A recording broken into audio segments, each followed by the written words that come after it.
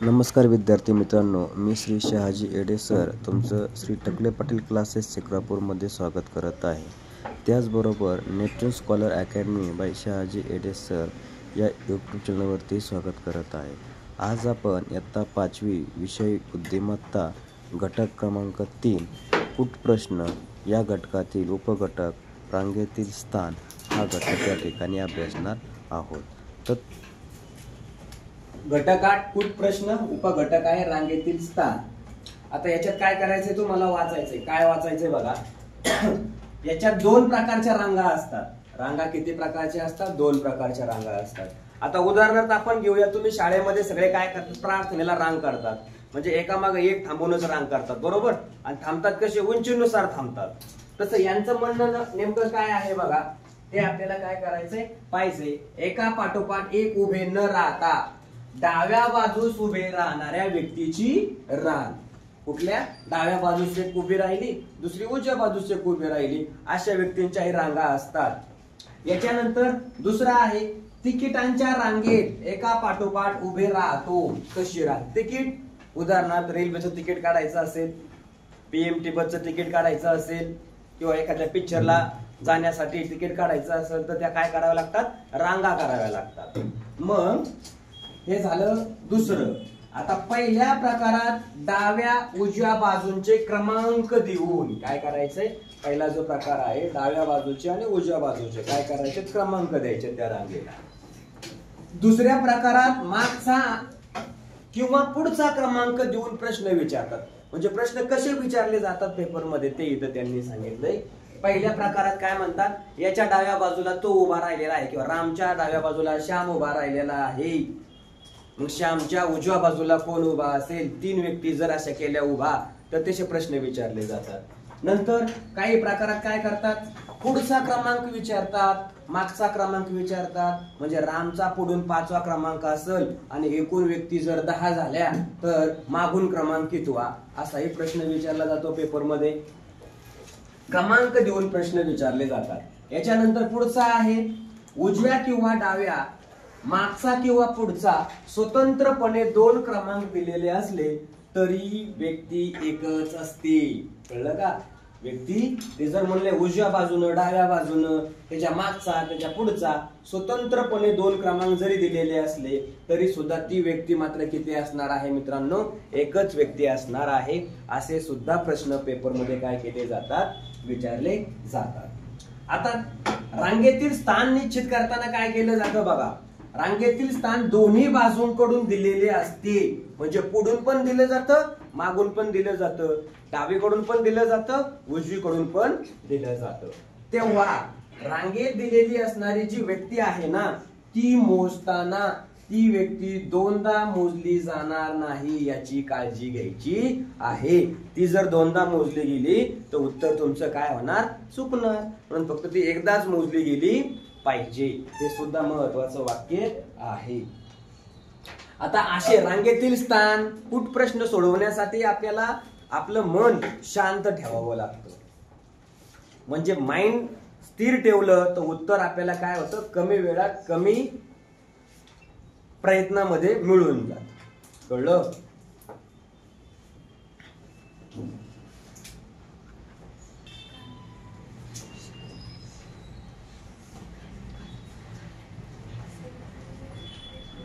रांगेतील स्थान या घटकावर आधारित आपण काय करत आहोत? सूत्रे पाहत आहोत. काय करत आहोत? सूत्रे. कोणते सूत्रे दिले जातात? सूत्र का दिलं जातं? उदाहरण पटकन सुटण्यासाठी बघा. पहिलं सूत्र आहे एकूण संख्या काढायची असेल रांगेतली आणि मधला जर क्रमांक दिलेला असेल तर एकूण संख्या बरोबर मधला क्रमांक गुणिले 2 वजा 1 हे सूत्र वापरायचं.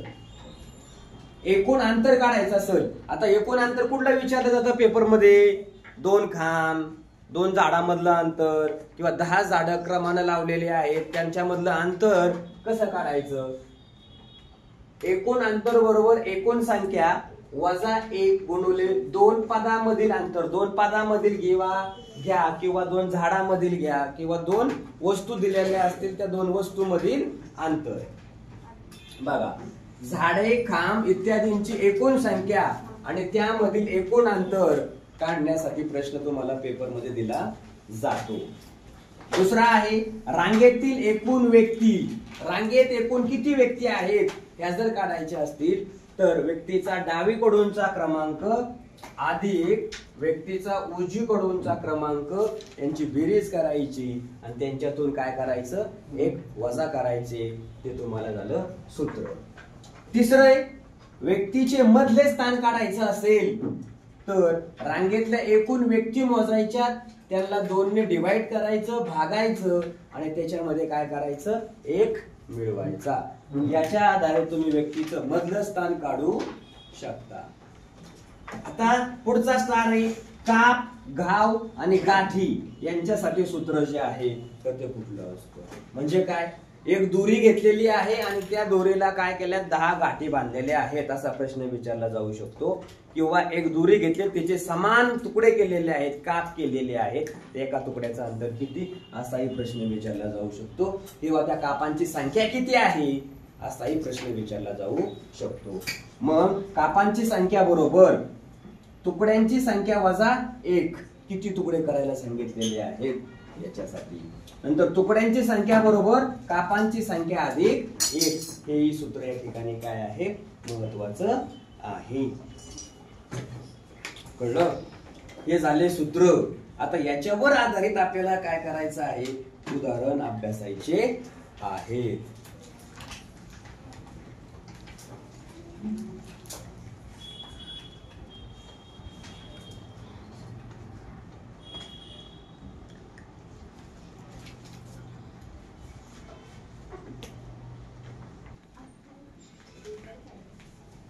लक्ष द्या, इकडे प्रश्न वाचतोय मी. काय प्रश्न दिलाय, एका रांगेत सविता, त्या सविताच्या उजवीकडे 15, सविताच्या उजवीकडे 15 व डावीकडे 11 मुली उभ्या आहेत. किती? 11 मुली उभ्या आहेत. याच रांगेत मध्यभागी उभ्या असलेल्या कविताचा क्रमांक कितवा? कविताचा क्रमांक कितवा? तर कसं सोडवायचंय, आधी आपल्याला रांगेत एकूण व्यक्ती किती त्या काढायच्यात. मग बघा मी इथं दाखवतोय एकूण व्यक्ती. बघा मग काय, सविता 1 प्लस उजवीकडे किती आहेत तिच्या 15, डावीकडे किती आहेत 11.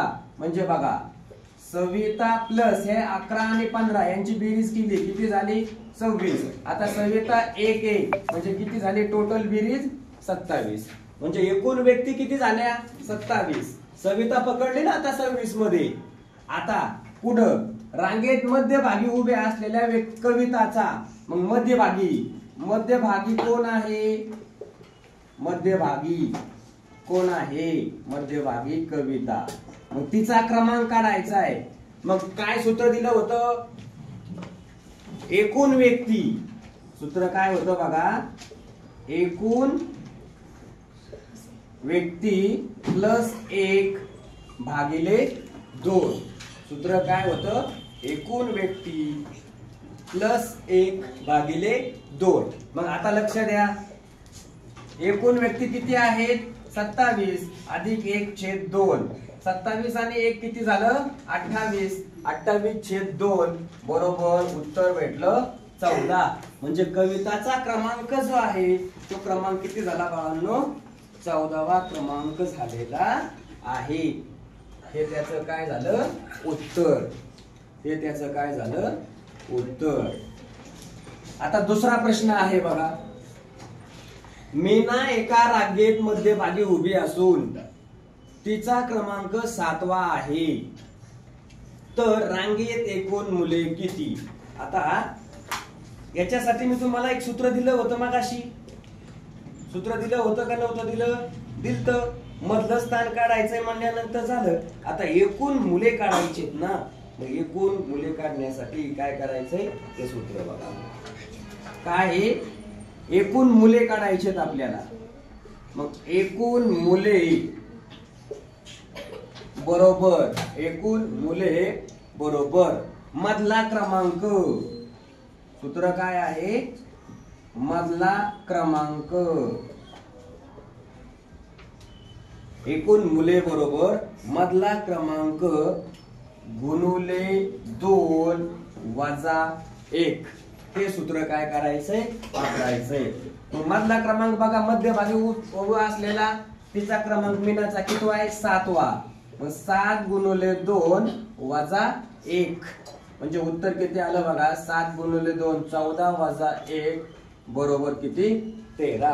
म्हणजे रांगेत एकूण मुले किती सापडली आपल्याला 13 मुले एकूण रांगेत सापडलेली आहेत. हे याचं काय आहे मित्रांनो उत्तर. म्हणून तर आपण मग असे काय दिलेले आहेत सूत्र दिलेले आहेत. त्या सूत्रांचा काय करायचा आहे वापर करून उदाहरण सोडवायचे आहेत.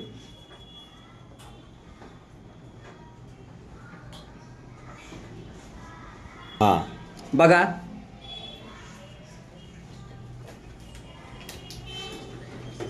प्रश्न तिसरा आहे. कवायतीसाठी जेवढ्या रांगा आहेत तेवढीच मुले प्रत्येक रांगेत आहेत. मग प्रत्येक रांगेत 15 मुले असतील तर मैदानावरील कवायतीसाठीच्या सर्व मुलांची एकूण संख्या किती. काय करायची सर्व मुलांची एकूण संख्या सर्व मुलांची संख्या आपल्याला काय करायची काढायची आहे. मग याच्यासाठी काय म्हटलंय असे प्रश्न सोडवण्यासाठी काय करायचं ते सांगतो. काय मुलांची व रांगांची संख्या समान असेल तर त्या संख्याचा वर्ग करणे. मुलांची रांगांची संख्या समान असेल तर त्यांनी जी संख्या दिलेली आहे त्यांचा काय करायचा वर्ग करायचा. म्हणजेच 15 गुणुले 15 बरोबर किती 225 आणि म्हणून पर्याय म्हणजेच उत्तर किती 225 हे त्याचं काय असणार आहे उत्तर. कळलं. याच्यावर आधारित काही उदाहरण जे आहेत ते पाहू. गेले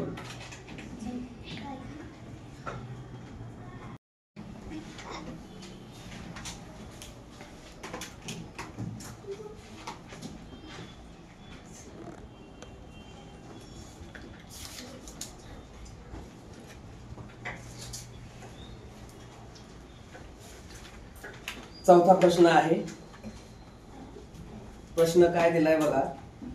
एका रांगेत संदीप डावीकडून 25वा आहे उजवीकडून तो 25वा आहे तर रांगेत एकूण किती मुले आहेत असा प्रश्न आहे. मग काय करायचं आपल्याला एकूण मुले विचारलेत ना. मग एकूण मुले संदीपचा डावीकडून कितवा क्रमांक 25 उजवीकडून कितवा क्रमांक 25 या दोघांची काय करायची बेरीज किती आली 50. आणि मग संदीप त्यातून एकदा दोनदा मोजला गेलाय तो दोनदा संदीप मोजला गेलेला आहे म्हणून यातून काय करायचा एक वजा करायचा. मग याच्यात मुलं किती झाली 49. कळलं. म्हणजे एकूण मुले जे आहेत ती किती झालेली आहेत 49. आता पर्याय तुम्हाला फसवण्यासाठी 50 पण असणार 49 पण असणार आणि 51 पण पर्याय असणार. कळलं. त्याच्यामुळे असे फसवे प्रश्न पेपर मध्ये टाकले जातात. हा झाला चौथा. आता पाचवा बघा काय प्रश्न विचारलाय त्यांनी. एका रांगेत 23 मुली उभ्या आहेत तर मध्यभागी उभ्या असलेल्या मनालीचा क्रमांक कितवा.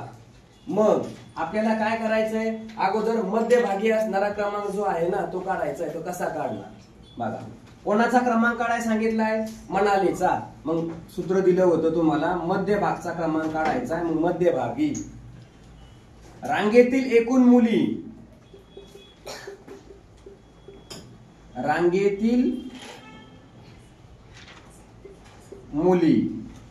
अधिक 1 रांगेतील मुली अधिक 1 भागिले 2 मग आता रांगेतील मुली किती आहेत? 23. 23 अधिक 1 भागिले 2 म्हणजे 24 भागिले 2 म्हणजे उत्तर किती आलं बाळांनो? 12. किती उत्तर आलं? 12 हे उत्तर आलेलं आहे.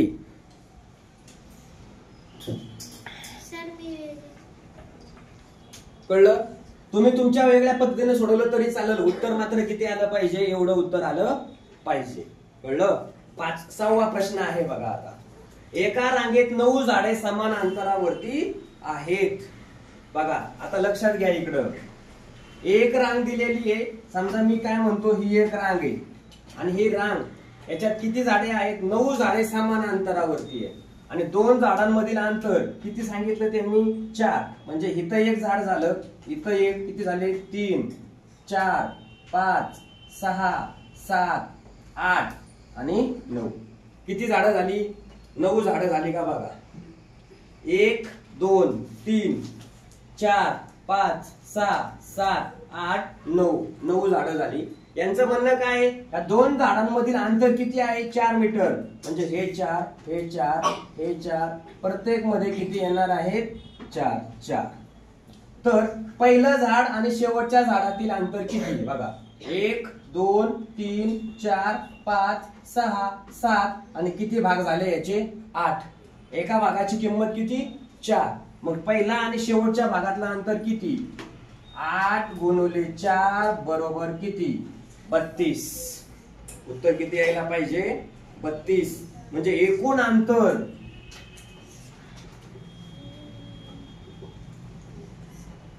8 चौक 32. कळलं का?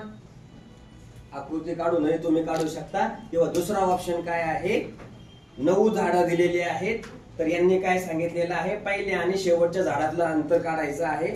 तर मग काय करावं लागेल? पहिलं झाड आणि शेवटचं झाड या दोघांमधलं अंतर मोजावं लागेल. म्हणजे एक कुठलं तरी सोडून द्यावं लागेल. म्हणजे काय करावं लागेल? 9 - 1 गुणिले 4 हे उत्तर त्याचं. म्हणजे शॉर्टकट मध्ये जर आपण असं काढलं तर काय होऊ शकतं ते सांगतो. डायरेक्ट 9 - 1 बरोबर 8 गुणिले किती? 4. 8 चौक 32 हे त्याचं काय असणार? उत्तर असू शकतं. कळलं? गॅली.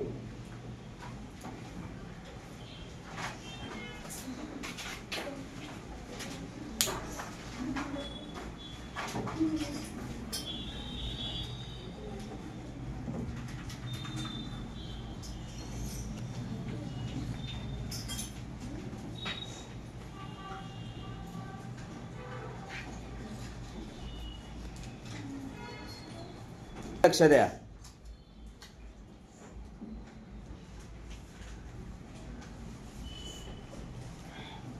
बघा 7वा प्रश्न आहे. काय? रस्त्याच्या कडेने 10 मीटर अंतरावर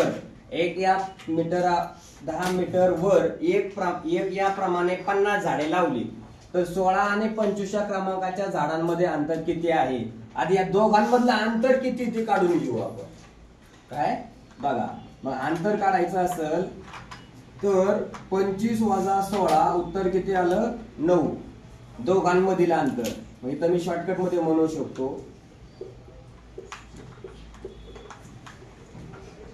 दोघांमधील अंतर 25 - 16 बरोबर 9. आता रस्त्याच्या कडेने त्यांनी काय म्हटलंय?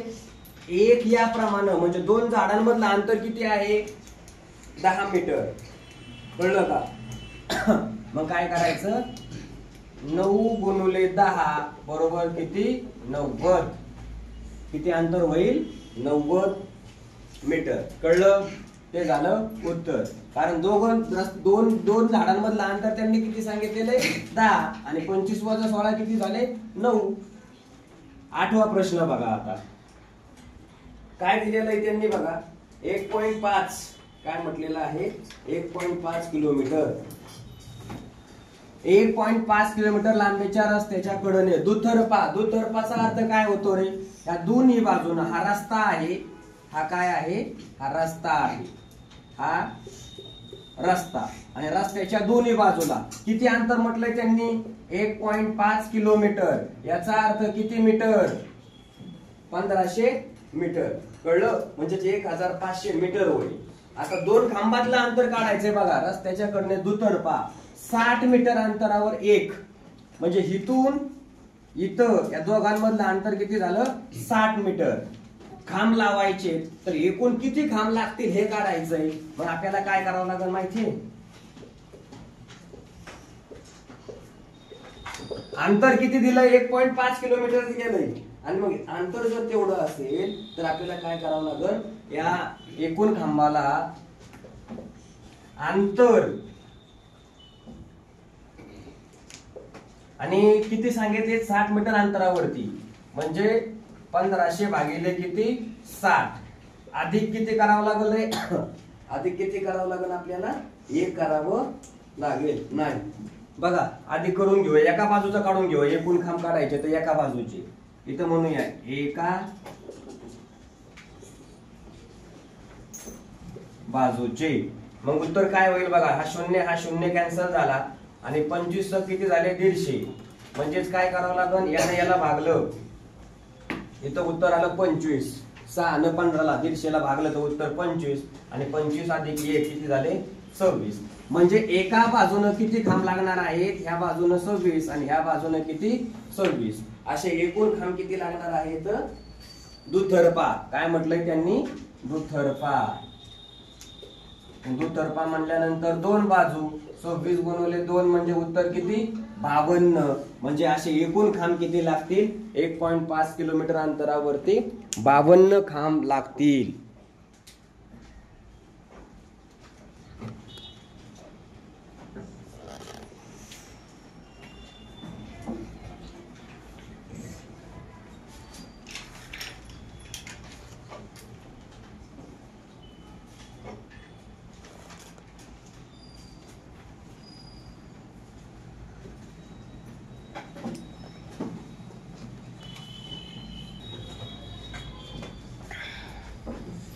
बघा 9वा प्रश्न आहे. प्रश्न काय दिलेला आहे तो काय करायचा आहे? व्यवस्थित वाचायचा आहे.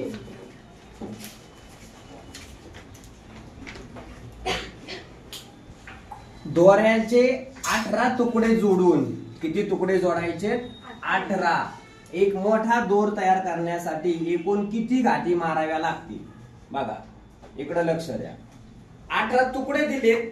आता एक तुकडा जोडण्यासाठी आपल्याला काय करावं लागणार आहे? 2 गाठी तर माराव्या लागतील. एक तुकडा जोडायला 2 गाठी तर माराव्या लागतील आपल्याला. कळतंय का? आणि म्हणून काय लिहिणार? तुकडे जोडण्यासाठी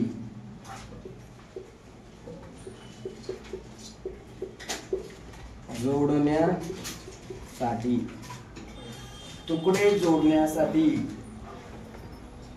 म्हणजे इथं थोडक्यात म्हणूया 18 तुकडे जोडण्यासाठी बरोबर 18 गुणिले 1 भागिले 2. आता मी 2 भागिले काय घेतला असेल बरं? एक तुकडा जोडायचा म्हणल्यावर 2 गाठी मारायच्यात ना, म्हणून 2 घ्यावे लागतील भागिले. कळलं का? मग आता काय होईल उत्तर बघा. 18 गुणिले 1 बरोबर 18. 18 छेद 2 बरोबर उत्तर किती आलं? 9. उत्तर किती आलं? 9. म्हणजे किती गाठी माराव्या लागतील? 9. कारण 18 तुकडे दिलेत, त्यांनी थोडे कमी केले. कळतंय काय? आता 10वा. आता काय करायचंय? 10वा. बघा एका खेळाडूचा खालून क्रमांक 18वा, वरून क्रमांक 27वा, तर त्या स्पर्धेत किती खेळाडू आहेत हे आपल्याला काय करायचंय? काढायचंय. म्हणजे एकूण खेळाडू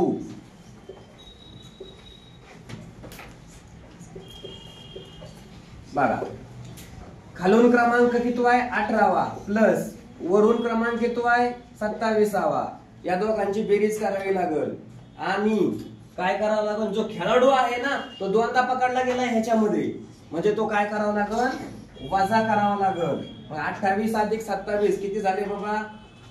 45. आणि 45 वजा 1 म्हणजे 44. हे तुमचं उत्तर. एकूण खेळाडू किती असतील मित्रांनो? 44. असा हा तुमचा काय झाला?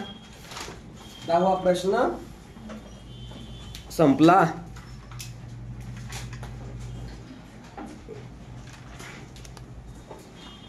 अशा प्रकारे हा टॉपिक या ठिकाणी संपलेला आहे. तुम्हाला जर हा व्हिडिओ आवडला असेल तर आपला YouTube channel Neptune scholar academy by Shahaji Ede sir या यूट्यूब चॅनलला सबस्क्राईब करा, लाईक करा, शेअर करा आणि आपल्या मित्रांपर्यंत पाठवा. धन्यवाद.